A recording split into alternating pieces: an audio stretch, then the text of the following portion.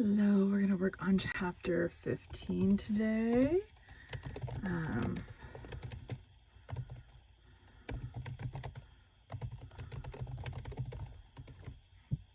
right, get to the right screen. All right. Welcome to Bite at a Time Books, where we read you your favorite classics one bite at a time. My name is Bree Carlile, and I love to read and wanted to share my passion with listeners like you. Today we will be continuing Peter Pan by J.M. Barrie.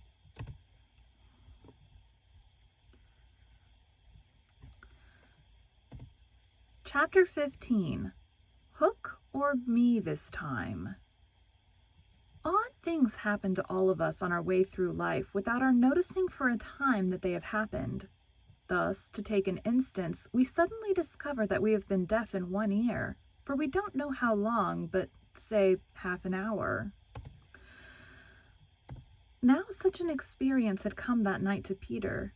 When last we saw him, he was stealing across the island with one finger to his lips and his dagger at the ready.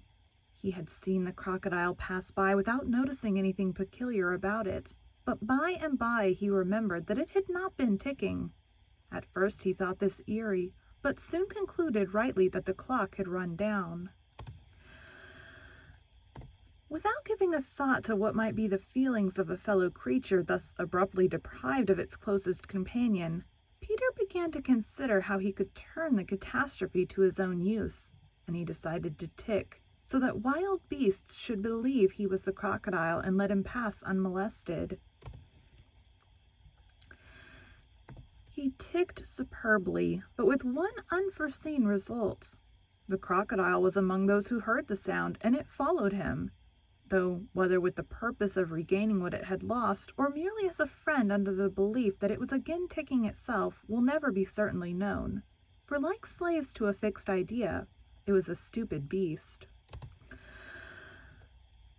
Peter reached the shore without mishap and went straight on, his legs encountering the water as if quite unaware that they had entered a new element. Thus many animals pass from land to water, but no other human of whom I know. As he swam, he had but one thought: hook or me this time. He had ticked so long that he now went on ticking without knowing that he was doing it. Had he known, he would have stopped, for to board the brig by help of the tick, though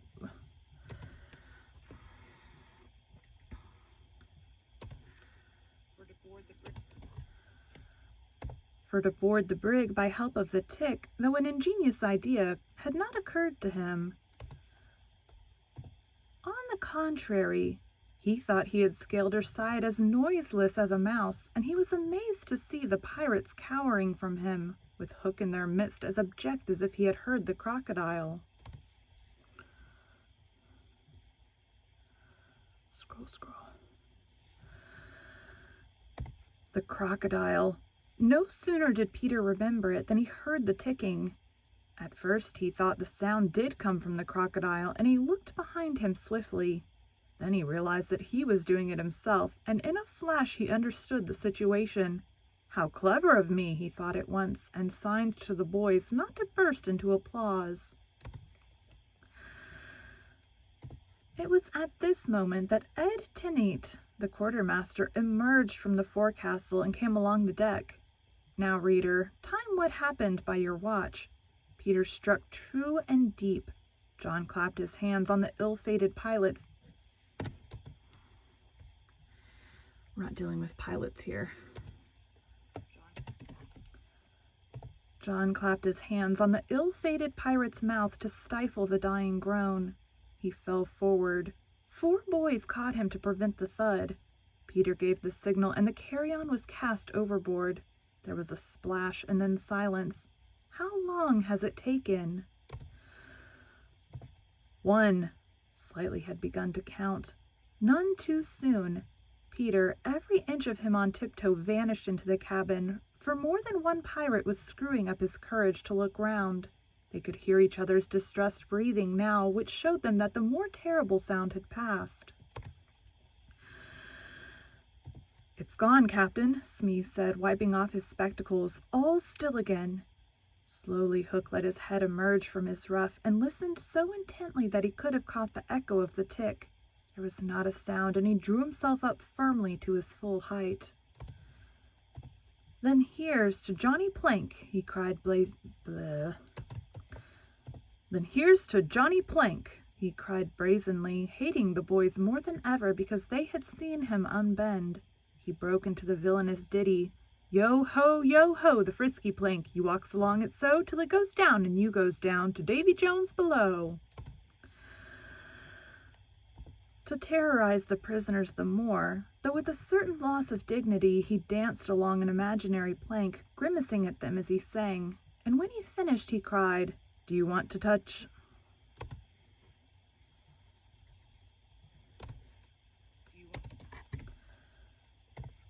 a touch of the cat before you walk the plank?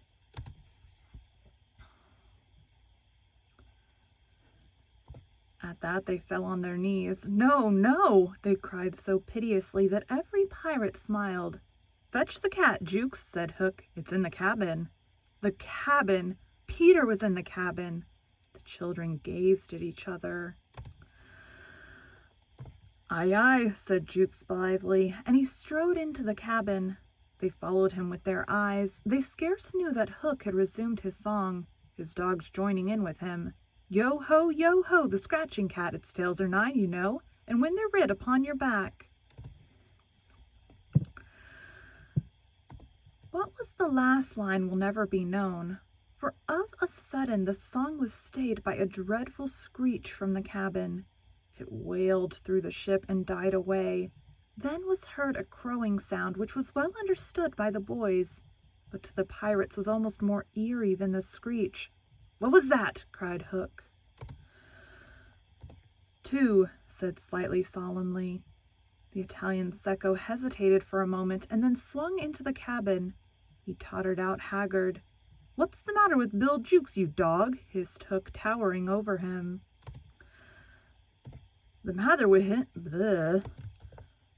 The matter with him is he's dead. Stabbed, replied Secco in a hollow voice.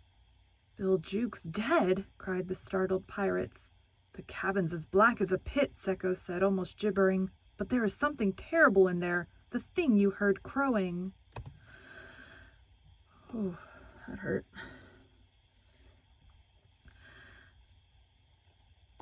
The exultation of the boys, the lowering looks of the pirates, both were seen by Hook. Secco, he said in his most steely voice, go back and fetch me out that doodle-doo. Secco, bravest of the brave, cowered before his captain, crying, No, no! But Hook was purring to his claw. Did you say you would go, Secco? He said musingly. I don't know. I don't know what happened. But like my rib or something hurt. Secco went, first flinging his arms despairingly. There was no more singing. All listened now, and again came a death screech, and again a crow. No one spoke except Slightly. 3, he said. Hook rallied his dogs with a gesture. "'Sdeath and odds fish, he thundered. Who is to bring me that doodle-doo? Wait till Secco comes out, growled Starkey, and the others took up the cry. I think I heard you volunteer, Starkey, said Hook, purring again. No, by thunder, Starkey cried. My Hook thinks you did, said Hook, crossing to him. I wonder if it would not be advisable, Starkey, to humor the Hook. I'll swing before I go in there, replied Starkey doggedly, and again he had the support of the crew. Is this mutiny? Asked Hook more pleasantly than ever. Starkey's ringleader. Captain, mercy, Starkey whimpered, all of a tremble now. Shake hands, Starkey, said Hook, proffering his claw. Starkey looked round for help, but all deserted him. As he backed up, Hook advanced, and now the red spark was in his eye. With a despairing scream, the pirate leapt upon Long Tom and precipitated himself into the sea. 4, said Slightly. And now, Hook said courteously, did any other gentleman say mutiny? Seizing a lantern and raising his claw with a menacing gesture, "I'll bring out that doodle-doo myself," he said, and sped into the cabin. 5. How Slightly longed to say it. He wetted his lips to be ready, but Hook came staggering out without his lantern. "Something blew out the light," he said a little unsteadily. "Something?" echoed Mullins. "What of Secco?" demanded Noodler. "He's as dead as Jukes," said Hook shortly. His reluctance to return to the cabin impressed them all unfavorably, and the mutinous sounds again broke forth. All pirates are His reluctance to return to the cabin impressed them all unfavorably, and the mutinous sounds again broke forth. All pirates are superstitious, and Cookson cried, "They do say the surest sign a ship's accursed is when there's one on board more than can be accounted for." "I've heard," muttered Mullins. "He always boards the pirate craft last. Had he a tail, Captain?" "They say," said another, looking viciously at Hook, "that when he comes, it's in the likeness of the wickedest man aboard." "Had he a hook, Captain?" asked Cookson insolently, and one after another took up the cry, "The ship's doomed!" At this the children could not resist raising a cheer. Hook had well nigh forgotten his prisoners, but as he swung round on them now, his face lit up again. "Lads," he cried to his crew, "now here's a notion. Open the cabin door and drive them in. Let them fight the doodle-doo for their lives. If they kill him, we're so much the better. If he kills them, we're none the worse."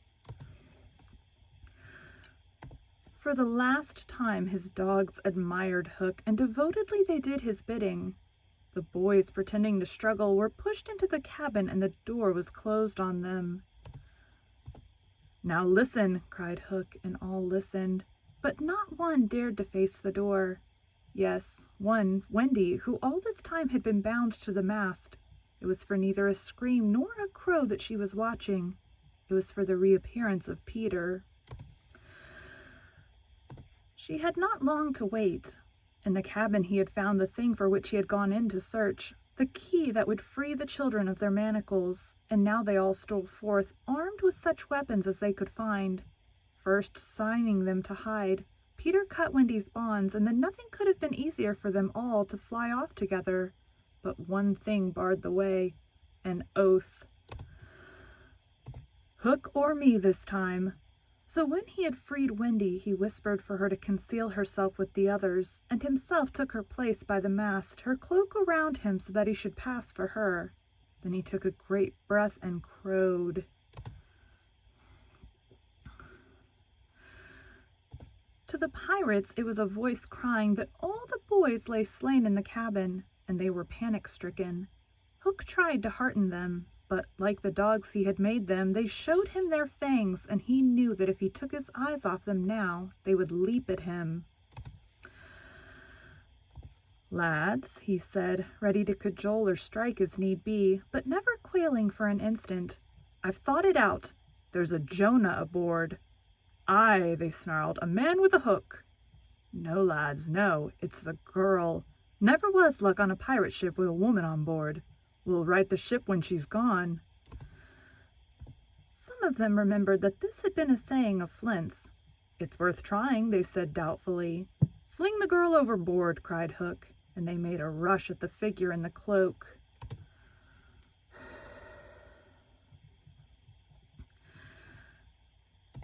"There's none can save you now, missy," Mullins hissed jeeringly. "There's one," replied the figure. "Who's that?" "Peter Pan, the Avenger," came the terrible answer, and as he spoke, Peter flung off his cloak. Then they all knew who 'twas that had been undoing them in the cabin, and twice Hook essayed to speak, and twice he failed. In that frightful moment, I think his fierce heart broke. At last he cried, "Okay, I don't know. It didn't stop for some reason." At last he cried, "Cleave him to the brisket," but without conviction. Okay, I got a long paragraph coming. "Down, boys, and at them," Peter's voice rang out. Oh my God. "Down, boys, and at them!" Peter's voice rang out. And in another moment the clash of arms was resounding through the ship. Had the pirates kept together, it is certain that they would have won. But the onset came when they were still unstrung, and they ran hither and thither, striking wildly, each thinking himself the last survivor of the crew. Man to man, they were the stronger, but they fought on the defensive only, which enabled the boys to hunt in pairs and choose their quarry. Some of the miscreants leapt into the sea. Others hid in dark recesses where they were found by Slightly, who did not fight, but ran about with a lantern which he flashed in their faces, so that they were half blinded and fell as an easy prey to the reeking swords of the other boys. There was little sound to be heard but the clang of weapons, an occasional screech or splash, and slightly monotonously.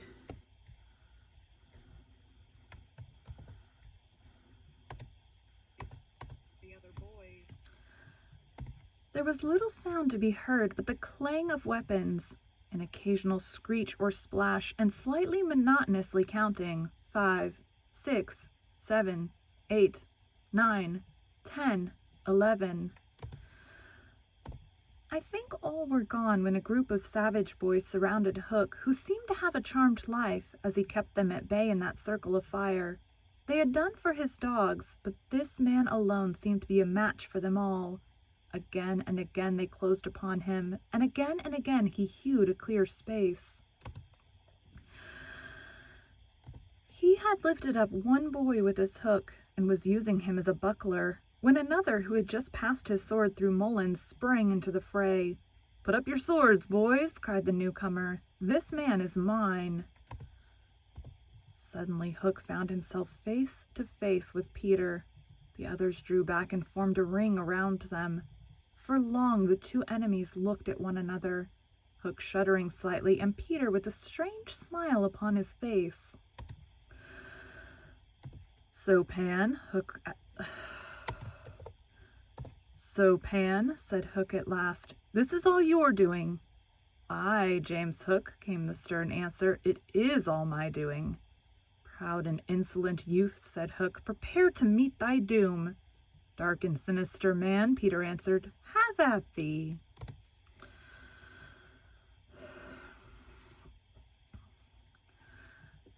Without more words they fell to, and for a space there was no advantage to either blade. Peter was a superb swordsman and parried with dazzling rapidity. Ever and anon he followed up a fight with a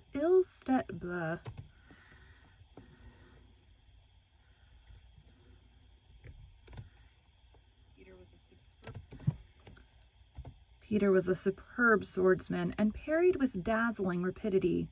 Ever and anon he followed up a feint with a lunge that got past his foe's defense, but his shorter reach stood him in ill stead, and he could not drive the steel home. Hook, scarcely his inferior in brilliancy, but not quite so nimble in wrist play, forced him back by the weight of his onset, hoping suddenly to end all with a favorite thrust. Taught him long ago by barbecue at Rio, but to his astonishment he found this thrust turned aside again and again. Then he sought to close and give the quietus with his iron hook, which all this time had been pawing the air, but Peter doubled under it and lunged fiercely, piercing him in the ribs. At the sight of his own blood, whose peculiar color, you remember, was offensive to him, the sword fell from Hook's hand, and he was at Peter's mercy. "Now!" cried all the boys, but with a magnificent gesture Peter invited his opponent to pick up his sword. Hook did so instantly, but with a tragic feeling that Peter was showing good form. Hitherto he had thought it was some fiend fighting him, but darker suspicions assailed him now. "Pan, who and what art thou?" he cried huskily. "I'm youth, I'm joy," Peter answered at a venture. "I'm a little bird that has broken out of the egg." This, of course, was nonsense, but it was proof to the unhappy Hook that Peter did not know in the least who or what he was, which is the very pinnacle of good form. "Tot again," he cried, Tot again, he cried despairingly. He fought now like a human flail, and every sweep of that terrible sword would have severed in twain any man or boy who obstructed it. But Peter fluttered round him as if the very wind it made blew him out of the danger zone, and again he darted in and pricked. Ouch. Hook was fighting now without hope. That passionate breast no longer asked for life, but for one boon it craved, to see Peter show bad form before it was cold forever. Abandoning the fight, he rushed into the powder magazine and fired it. Well, that's rude. "In 2 minutes," he cried, "the ship will be blown to pieces." Now, he thought, true form will show. But Peter issued from the powder magazine with the shell in his hands and calmly flung it overboard. What sort of form was Hook himself showing? Misguided man though he was, we may be glad, without sympathizing with him, that in the end he was true to the traditions of his race. The other boys were flying around him now, flouting scornful, and he staggered about the deck, striking up at them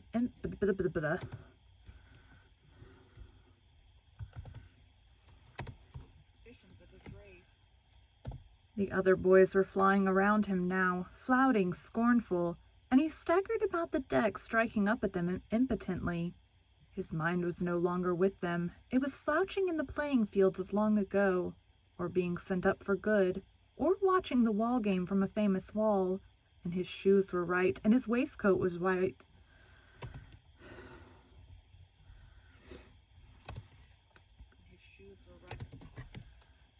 And his shoes were right, and his waistcoat was right, and his tie was right, and his socks were right.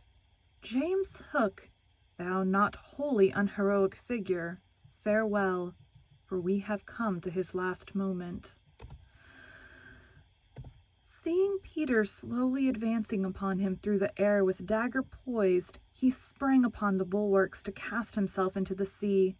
He did not know that the crocodile was waiting for him, for we purposely stopped the clock that this knowledge might be spared him, a little mark of respect from us at the end. He had one last triumph, which I think we need not grudge him. As he stood on the bulwark looking over his shoulder at Peter gliding through the air, he invited him with a gesture to use his foot. It made Peter kick instead of stab. At last Hook got the boon for which he was craved. "Bad form," he cried jeeringly, and went content to the crocodile.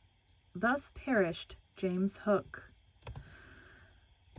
17, Slightly sang out, but he was not quite correct in his figures. 15 paid the penalty for their crimes that night, but 2 reached the shore. Starkey to be captured by the Redskins, who made him nurse for all their papooses, a melancholy come-down for a pirate, and Smee, who henceforth wandered about the world in his spectacles, making a precarious living by saying he was the only man that Jas Hook had feared.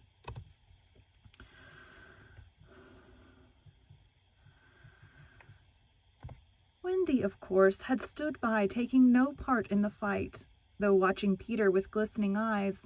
But now that all was over, she became prominent again. She praised them equally and shuddered delightfully when Michael showed her the place where he had killed one, and then she took them into Hook's cabin and pointed to his watch, which was hanging on a nail. It said 1:30. The lateness of the hour was almost the biggest thing of all. She got them to bed in the pirates' bunks pretty quickly, you may be sure. All but Peter, who strutted up and down on the deck until at last he fell asleep by the side of Long Tom. He had one of his dreams that night and cried in his sleep for a long time, and Wendy held him tightly.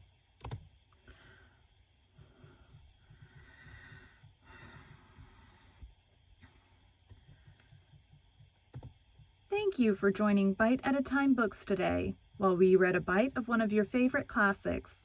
If you enjoyed today's bite, please drop us a review on your favorite podcast platform. Also, be sure to check us on our website, www.biteatatimebooks.com, or all the social media at Bite at a Time Books. Again, my name is Bree Carlile, and I hope you come back tomorrow while we take the next bite of Peter Pan. All right. Thanks, guys.